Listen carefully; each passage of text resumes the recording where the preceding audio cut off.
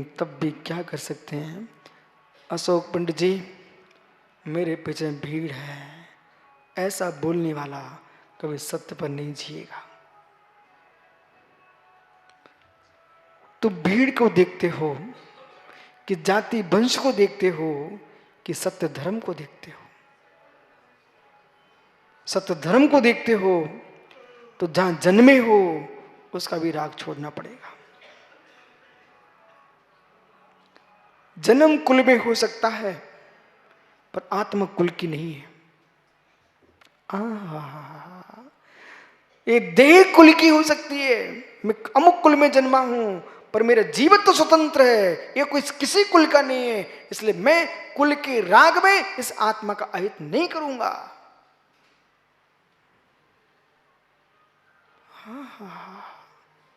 कठोर निर्णय लेना पड़ेगा।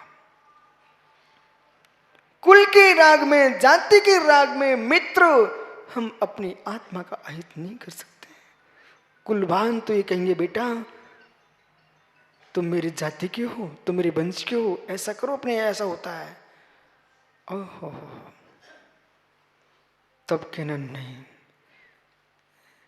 जिस दर्शन में अश्री भगवान आत्मा बनना जाता है उसे छोड़ करके मैं कुल के राग में, कुलों में नहीं डूबना चाहता हूं। मैं कुल विहीन सिद्ध परमात्मा बनना चाहता हूं। जाति सुन, कुल कोटि सुन, परंपरा सुन, देह शून्य, उसका नाम है अशरीरी सिद्ध परमात्मा। निश्चय ने सुन, व्यवहार ने सुन, उसका नाम है शुद्ध परमात्मा। चित एवं ही मुक्तानि पक्षपातम स्वरूप गुप्ताम संत नित्यम विलीन संकल्प विकल्प जालम तेव साक्षात ममृतम पिबंती। अमृतन स्वामी कह रहे हैं, ए मुक्ता ने पक्षपातम, कहां रजत बेटा नए के पक्षपात में? ऐसा तो नहीं है, ऐसा तो नहीं है।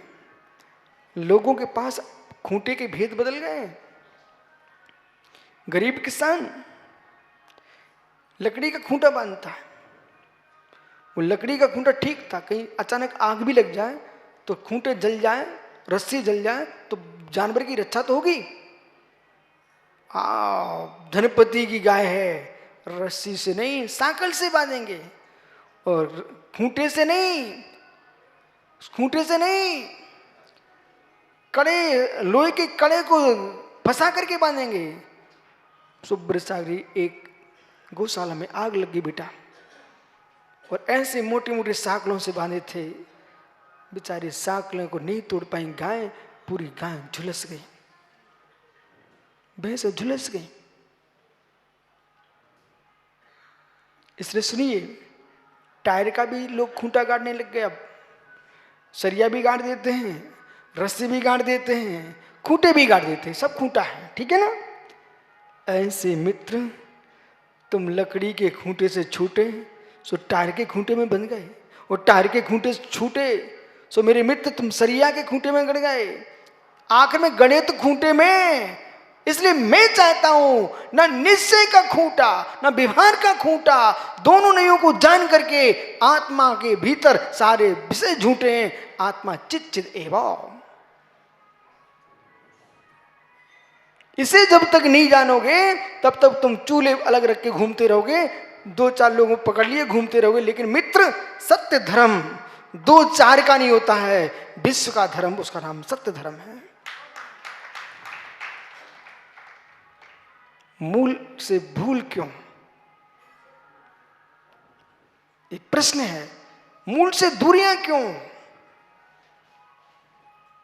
जो जो वीतरागी आचार्यों ने कहा है, मित्र तुझे मालूम नहीं है, 1988 89 आपकी भिंडी के लिए बहुत बड़ा पर्व का दिन कहूं, क्या कहूं। मैं ब्रह्मचारी था, पूरे देश का झमेला चल रहा था निश्चय व्यवहार का। इतना बड़ा था, झमेला था कि परेड मंदिर में हजारों पुरुष।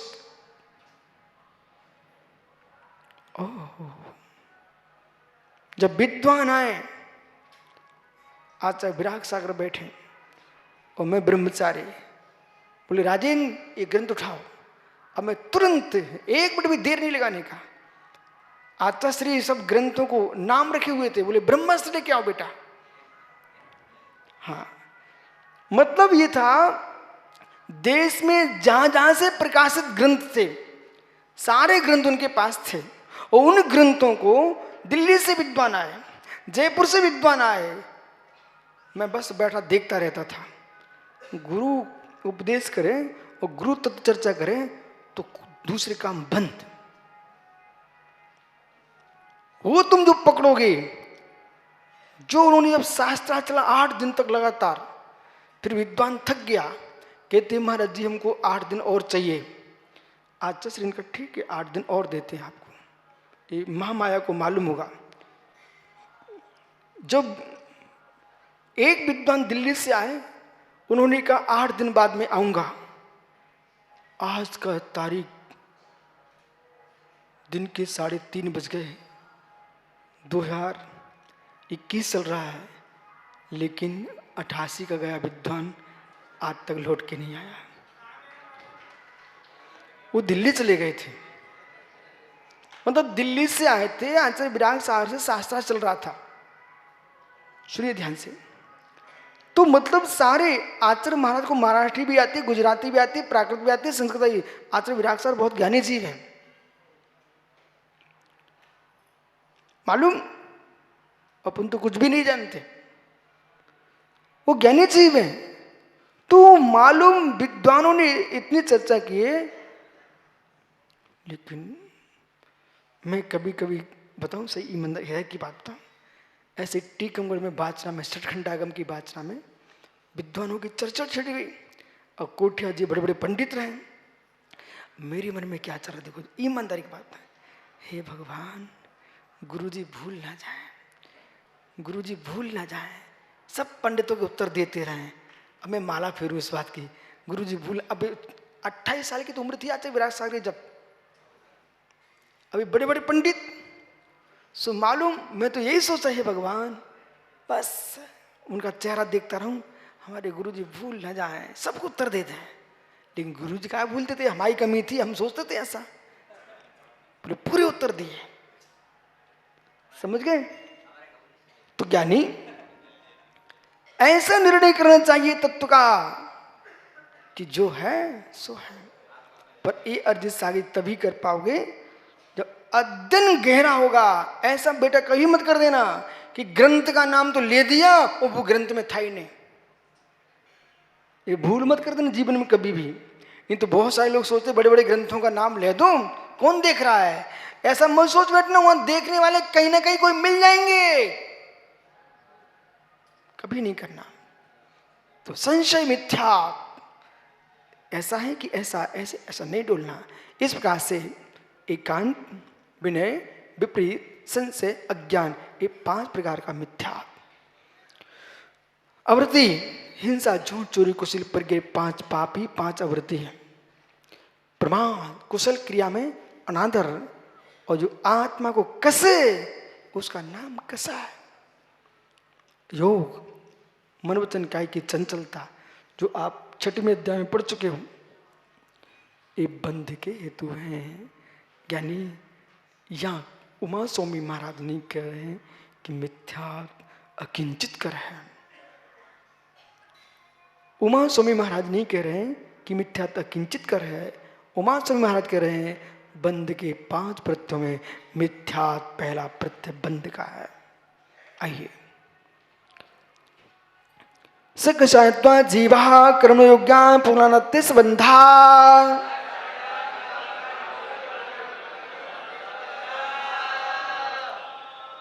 अब देखिए, योग अपना काम करेगा, कैसा अपना काम करेगा। एक बहुत अच्छी बात है, शैलेशोत्र बेटा आत्मा हित का विचार है। मैं इन्हीं का तो मुनिराज बन जाए। अरे आत्मा के हित का विचार पूछ रहा हूं मात्र, है पक्का 100%? यदि है, अभाग्य तुम्हारा ये कि तीर्थ भूमि में तुम जन्मे, तीर्थ भूमि में जी रहे हो। चेतन तीर्थ अचेतन तीर्थ सबके तुम दर्शन करते हो बेटा। और सबसे बड़ी बात यह है, तीर्थों में रहने पर भी तीर्थभूत मुनियों को आहार देने के परिणाम हो जाएं, ये तीर्थ में रहने वाला ये विशेष पुण्यात्मा जीव है। नहीं तो तीर्थों में रहने वाले जीव तीर्थ से सूख जाते हैं। स्वप्न भी ऐसा मत करना। तीर्थभूत जो निर्गंत मुनि हैं उनकी वंदना करते रहना, उनको दान देते रहना। विषय ये है, कसाय भाव है। हर जीव को मालूम चलता है कि मैं कसाय कर रहा हूं, लेकिन कसाय के पीछे बेटा कभी कभी मंदिर जाना मत छोड़ देना। जिसके पीछे कसाय, वही काम देखिए आप। कसाय के पीछे गुरुओं के पास जाना मत छोड़ देना। कसाय के पीछे मित्र धर्म मत छोड़ देना। दूसरी बात, कसाय और लाभ दो कर्म भिन्न है। आपने सोचा हे पारसनाथ मधुबन के,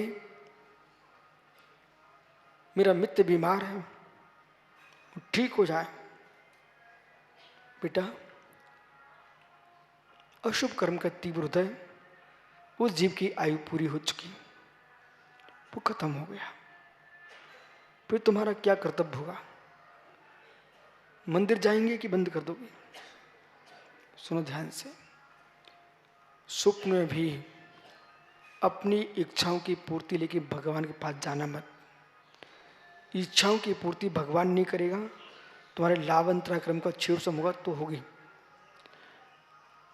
ऐसा कोई घर नहीं है जिसमें मृत्यु ना हुई हो, ऐसा कोई कुटुंब नहीं है जिसमें गरीबी अमीरी ना आई हो, बराबर।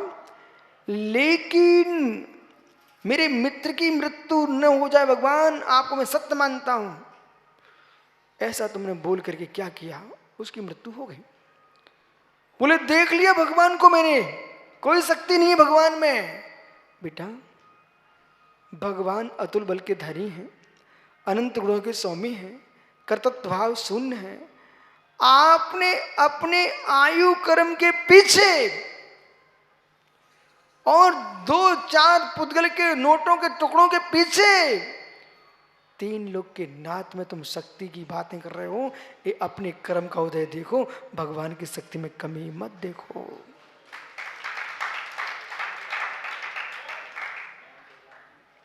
इसलिए कभी स्वप्न भी निकांक्षित अंग इसलिए रखा गया है। गीता में नारायण कृष्ण ने इसलिए कहा है कि हे पार्थ निष्काम भक्ति करो, निष्काम भक्ति करो। जैन दर्शन कहता है निकांक्षित भक्ति करो।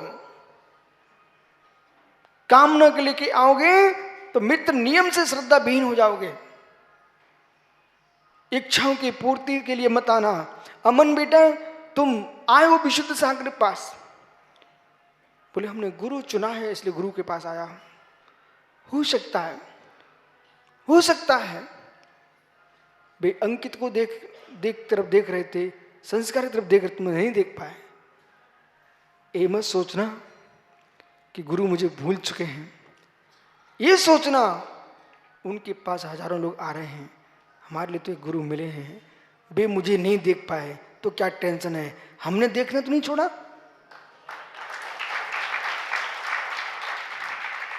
ऐसी भावना से आओगे तो मित्र कभी तुम दुखी नहीं हो पाओगे। वो चंगे का भाई भतीजा कौन है उसका तो मैं नाम तक नहीं जानता, लेकिन मैं देखता हूं हर समय आता है वो। कितने यहां पर ऐसे जीव हैं जिनको मैं आंखों से पहचानता, नाम मुझे मालूम नहीं है, लेकिन वो ही बात कर। और एक बात को ध्यान रखना, शैलेश पुत्र बोले गुरुजी आज मधुबन में जब भीड़ नहीं थी तो आप मेरे नाम लेते रहते थे। आज भीड़ दिख रही तो मुझे भूल गई क्या? नहीं, ऐसा सोच के मत आना कभी भगवान के पास कि भगवान मुझे ही पहचानते रहे, अब भीड़ क्यों आ गई? नहीं, मुस्कुराओ, अभी मैं अकेला भक्त था, अब इतने और बढ़ गए। वो नहीं तो आप 4 भक्त हो, 4 से 5वां दिख गया, तुम्हारा भाव खराब होने लग गए, तो तुम तो धर्म के प्रभावक हो या प्रभावक? तुमने 4 में जकड़ लिया अपने गुरुजी को, अब प्रभावक हैं। इसलिए न बांधो न बंध के रहो, धर्म में जियो। बैठो। स कसाय तो जीवा, जैसे कसाय आएगी जीव को, कर्मणो युज्ञान। इधर देखो मेरी तरफ, एक लोहे का पिंड, उसको रख दिया भट्टी में, लाल हो गया। लोहे का पिंड भट्टी में रखा, देखा लोहार के यहां एकदम लाल हो जाता। वो गोले को एक टंकी के अंदर तुमने पानी में छोड़ दिया, अथवा एक परात, आपकी बुंदेलखंड में कुपरिया, एक परात में पानी भर दिया, वो बीच में उस गर्म लोहे को रख दीजिए आप। अब देखो क्या हो रहा है, शीघ्र बोलिए क्या हो रहा है?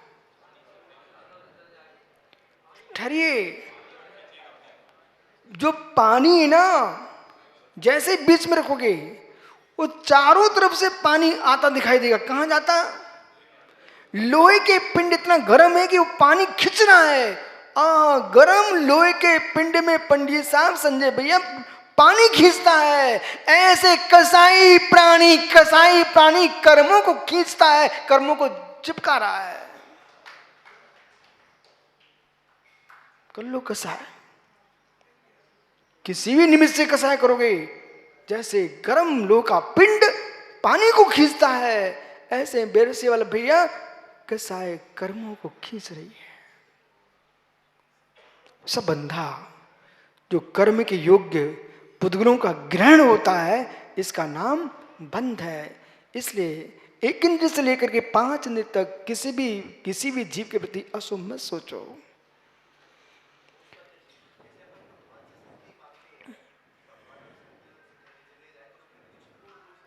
बेटा सुनिए, एक भक्ति की भाषा है और एक श्रद्धा की भाषा है।